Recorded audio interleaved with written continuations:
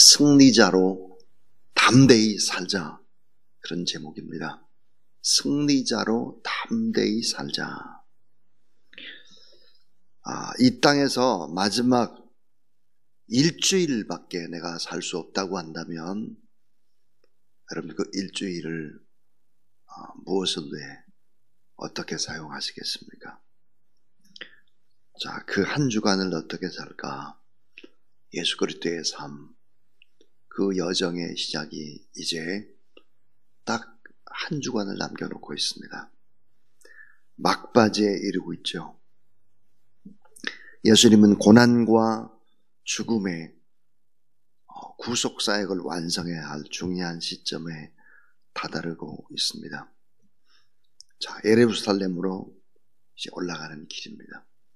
자, 예루살렘으로 가게 되면 어떤 일들이 기다리고 있을까?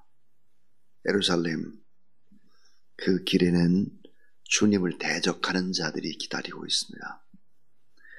고난과 능력을 받아야 하는 길, 침뱉음과 또 채찍질을 당해야 되는 그런 엄청난 고통의 길을 걸어가고 있는 것입니다.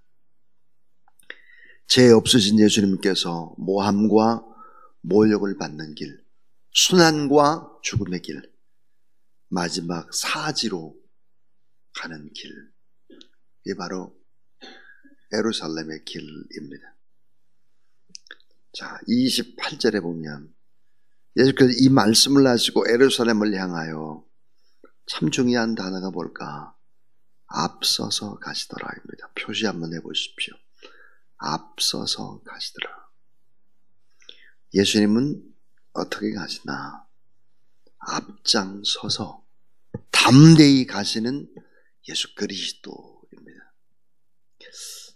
여러분 이거 참 잘 생각해 보셔야 돼요. 자, 28절에 앞서서 가시더라 그랬어요. 아까 예루살렘을 향해서 가게 되면 예루살렘은 엄청난 주님을 대적하는 자들의 소굴이고 고난과 능력을 받아야 하는 길이고 침뱉음과 채찍질을 받아야 되고 죄 없으신 예수님의 모함과 모욕을 받아야 되고 순환과 죽음의 길이다. 마지막 사지로 예수 그리스도를 몰아넣는 길이 바로 예루살렘의 길입니다. 근데 그 길을 걸어가실 때 어떻게? 앞서서 가셨다 그랬어요. 앞장서서 가셨다. 똑같은 상황을 얘기하고 있는 마가복음 10장 22절은 이렇게 표현을 합니다. 예루살렘으로 올라가는 길에 예수께서 제자들 앞에 서서 가시는데 저희가 놀라고 좇는 자들이 두려워하더라 그랬습니다. 자, 두려운 그 길을 주님은 앞장서서 가고 계십니다. 근데 성경에 쭉 다 읽어보면 출애굽기 13장에 보면 21절부터 20절 여호와께서 그들 앞에 행하사 여호와 하나님이 항상 앞장서십니다. 낮에는 구름기둥 밤에는 불기둥. 자, 구름기둥 불기둥이 백성들 앞에서 떠나지 아니하더라 그랬습니다. 그러니까 하나님께서도 어때요? 이스라엘 백성들이 이끌 때 맨 앞에서 앞장서서 가시는 것이다. 이사야 45장 2절을 보니까 내가 내 앞서 가서 험한 곳을 평탄케 하며 논문을 쳐서 부수며 세붓장을 꺾고 그랬습니다. 자, 예수 그리스도 그분은 어떤 분일까? 앞장서서 길을 내시고 그 길을 걸어가시는 분이시다. 이게 성경입니다.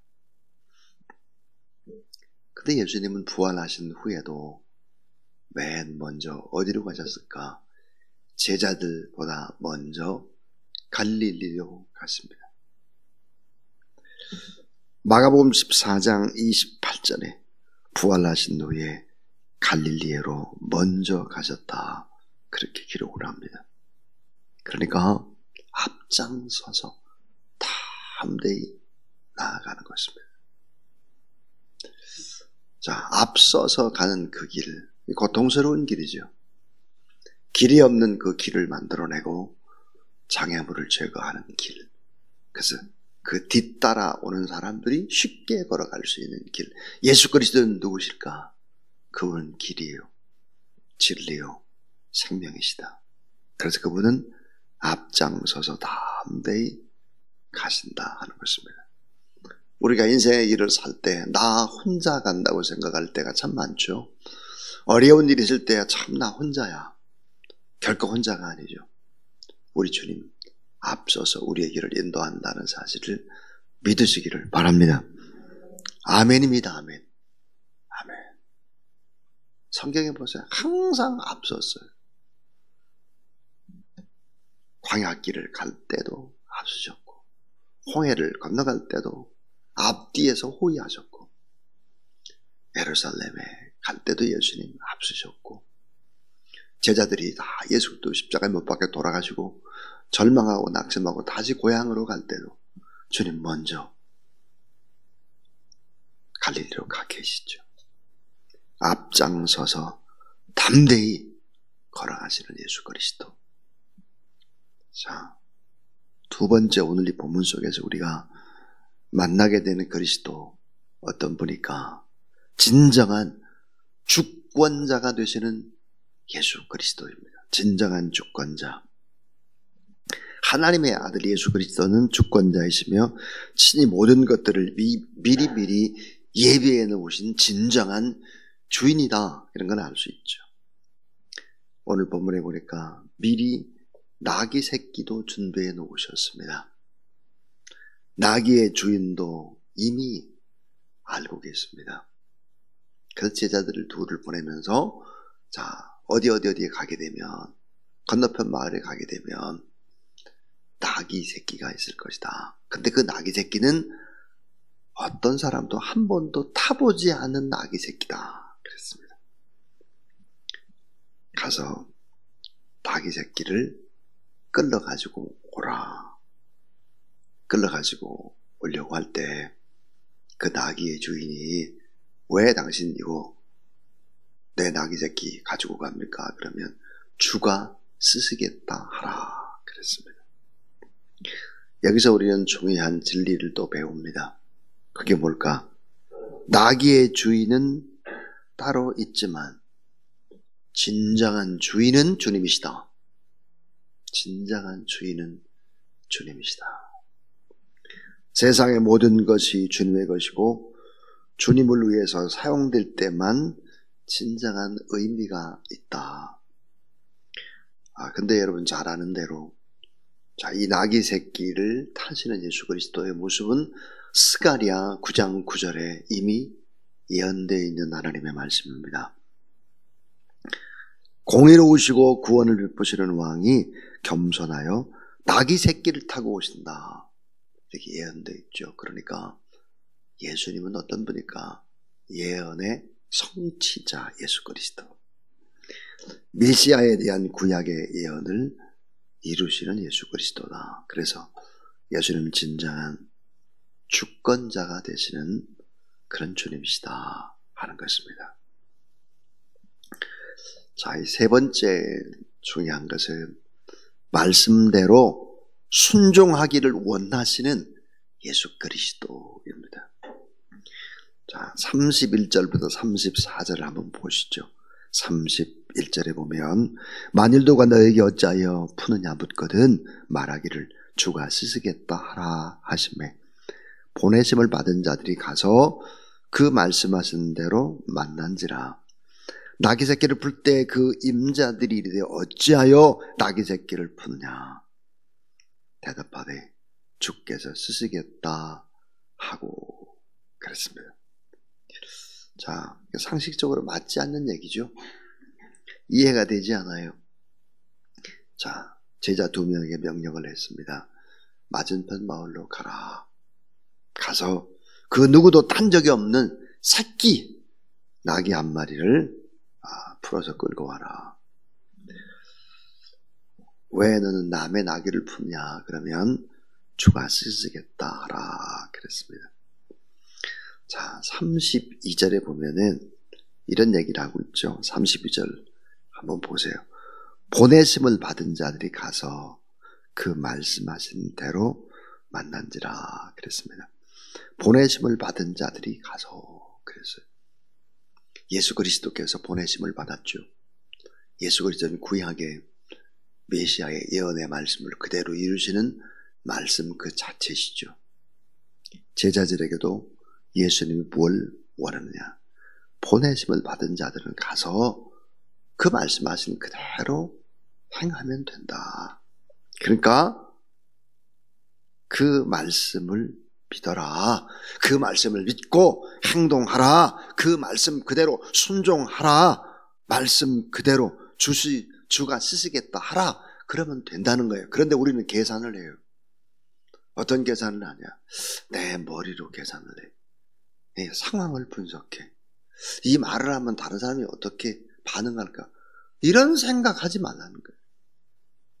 말씀 그대로 100% 믿고 도저히 이 시대에 맞지 않는 말씀이라 할지라도 그 진리의 말씀 그대로 믿고 행동하는 그런 여러분 되길 주의 이름으로 축원합니다. 말씀을 절대화시키라. 하나님의 말씀이니까 그 누구의 말과 비교가 될 수 없는 거예요. 그 말씀 붙잡고 그냥 가는 거예요, 묵묵히. 그 말씀대로 순종하길 주님이 원하세요. 요한복음 15장 7절이에요. 너희가 내 안에 거하고 내 말이 너희 안에 거하면, 따라하세요. 내 말이 너희 안에 거하면, 자, 뭐라고 그러겠지? 그 다음에 무엇인지 원하는 대로 구하라. 그러면 그대로 이루리라 그랬어요. 참 중요한 말이죠. 하나님의 말씀이 내 안에 있어요. 그러면 이 말씀 안에 거하고 말씀을 붙잡고 무엇인지 원하는 대로 구해라. 그러면 하나님이 주시겠다는 거예요. 잡다한 인간의 언어가 아니라 하나님의 말씀으로 여러분의 마음을 가득 채우고 그 말씀에 의지해서 믿고 순종하고 행동해 나가는 그런 여러분 되길 주의 이름으로 축원합니다. 이런 믿음의 은사가 우리에게 필요한 거예요. 하나님, 내게 믿음을 주세요. 마지막 시대에 믿음을 보겠느냐? 믿는 자를 보겠느냐? 주님 그렇게 말씀하셨어요. 말씀대로 순종하기를 원하시는 예수 그리스도입니다. 자, 네 번째 마지막인데요. 제일 중요한 말씀이죠. 가장 중요한 말씀. 세상의 주와 다른 진정한 왕 되신 예수 그리스도입니다. 세상의 임금, 세상의 주인과 달라요. 진정한 왕 되신 예수 그리스도. 예수 그리스도는 세상의 주권자, 세상의 힘과 왕권과 전쟁에서 이긴 자, 이런 사람처럼 행동하지 않아요. 진정한 승리자. 그분은 어떻게 행동하실까요? 자, 보통 이제 세상의 권력자가, 왕이, 또 장군이 적지에 나가서 막 싸움을 했습니다. 싸움을 하고 난 다음에 이제 왕국으로 돌아오죠. 그때는 어떻게 돌아올까요? 군마를 타고, 군마. 그리고 군마를 잘 금빛으로 장식을 했겠죠. 그리고 수많은 군대를 거느리겠죠.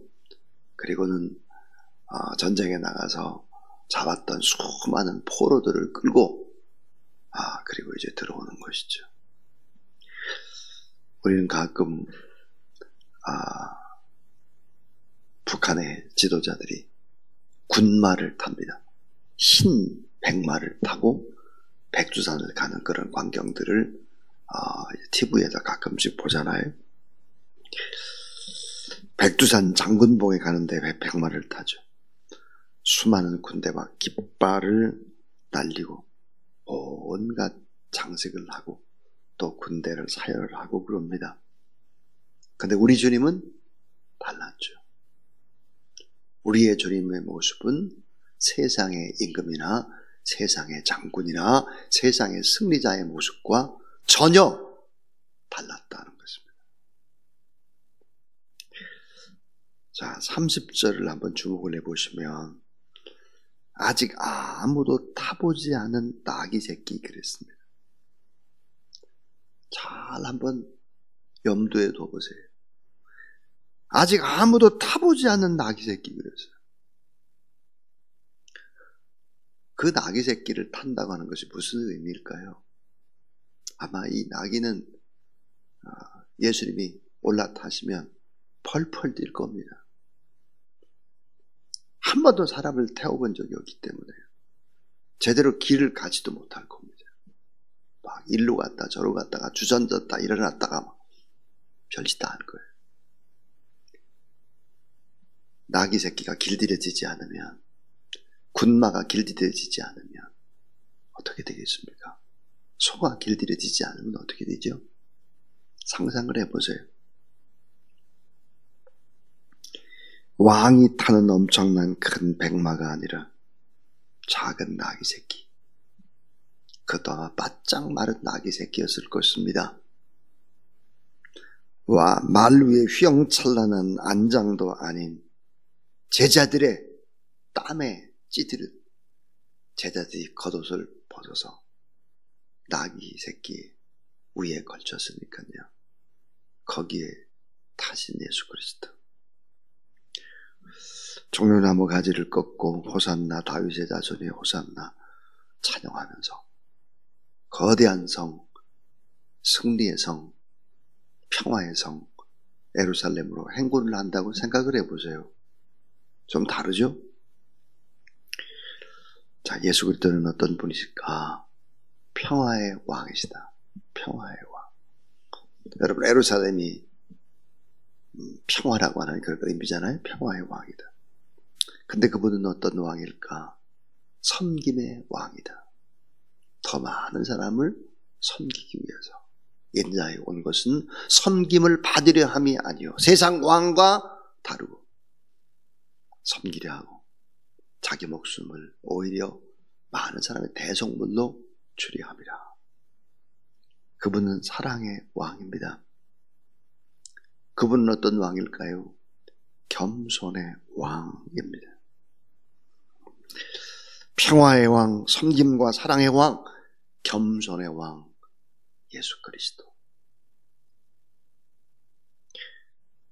세상과 좀 달라야 되겠죠. 우리가 살아가는 방식이 세상과 달라야 되고 교회가 세상 방식과는 달라야 할 것입니다. 반드시 우리는 왕입니다. 진정한 우리는 왕이죠. 천년왕국, 주와 함께 왕도를 반드시 할 수 있는 왕이죠. 여러분이 왕이라는 사실을 믿으시기 바랍니다. 반드시 왕이에요. 반드시 왕도를 하게 될 거예요. 근데 예수님 우리에게 원하죠. 내가 반드시 왕노를 타게 되고 나와 함께 엄청난 권세를 누리게 되고 하나님의 나라에서 그렇게 복되게 영생을 누리게 될 거야. 반드시 너는 왕이야. 그런데 이 땅에서 삼시장관 종이 되보면 어떻겠냐? 이 땅에서는 잠시 종으로 살아라. 이 땅에서는 좀 나그네로 살아라. 이 땅에서는 좀 더 겸손하게 살아라. 조금만 겸손하게 견디고 참고 그렇게 살아가라. 그래도 너는 왕이다. 세상의 왕과 다른 진정한 왕 대신 예수 그리스도의 모습을 우리는 봅니다. 여러분, 진짜 부자는 사치하지 않습니다. 그렇지 않을까요? 전 이런 생각이 들었어요. 오늘 이 본문의 말씀을 이렇게 대하면서 만약에 예수님이 진정한 왕이 되기 위해서 예루살렘으로 입성하는데 이런 모습으로 입성을 했다면 예수님이 대통령 선거에 나오셔서 유세를 한다면 어떻게 할까? 엉뚱한 생각이 들었어요. 지금 예수는 예루살렘으로 입성하잖아요. 진정한 왕이 입성하잖아요. 근데 나귀 새끼를 타시잖아요. 땀에 찌든 제자들의 겉옷을 안장 삼아 타고 가시잖아요. 예수님이 대통령 되기 위해서 선교 유세를 한다면 어떻게 할까? 다시 말하면 예수 그리스도를 믿는 사람들은 선거 유세를 어떻게 할까? 이제 6월달에 지방선거가 다 있게 될 거예요. 예수 그리스도를 믿는 사람들은 과연 어떤 모습으로 어떻게 살아가야 될까?